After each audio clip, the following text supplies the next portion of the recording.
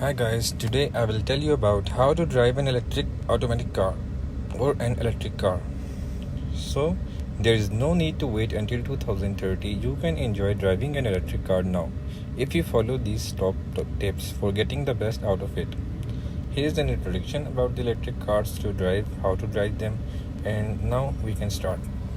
Electric cars may not be everyone's cup of tea, but they are rapidly becoming more popular, and by 2030, the government has proposed that the only new cars that can be sold are electric or electrified.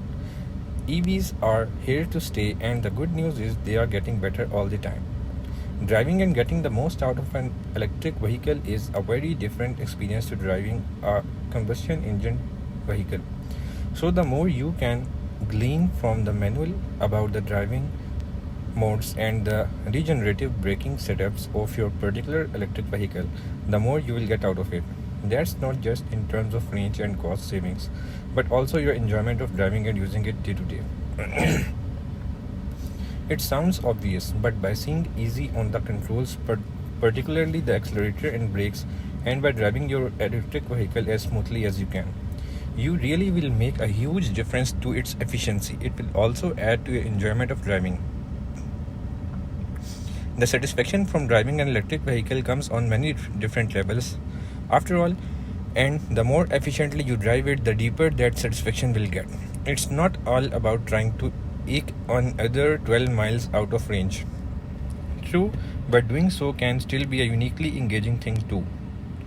Most EVs come with a smartphone app allowing you to monitor your driving and charging habits more closely than you might otherwise be used to. It may also show charging locations and let you control functions such as cabin preheating or cooling. This will save a surprising amount of energy, especially if this happens while the car is still plugged in. If you perform the same task when the car is unplugged, it will take power from the battery to get a comfortable temperature. Also, make sure you explore the more detailed coaching modes within the infotainment system, because most EV infotainment systems come with the genuinely useful tutorials. These, more than anything, will help you get the most from your battery and maximize your EV's range. Key to this is understanding the regenerative braking settings. Generally speaking, the more aggressive settings are best suited to the stop-start of the urban crawl. Less aggressive settings allow you to coast better and slow gradually on motorways, especially if you are anticipating what's going on ahead. As for charging, get a smart wallbox home charger and a good energy tariff from the go. One that allows you to charge your car for the lowest cost when electricity prices and demand on the grid are low. It's worth noting that different EVs have different onboard charges too. Just because you have a 7 kW wall box doesn't necessarily mean your car can charge at that rate. Many plug-in hybrids are limited to 3 kilowatts, for example. So check the technical specs of any car before you buy. If you don't have off-street parking, check out which network has the most charging points near to where you live in.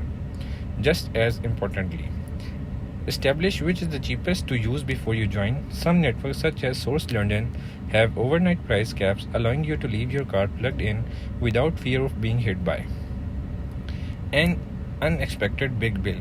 Others don't. So make sure you check the charging costs online first.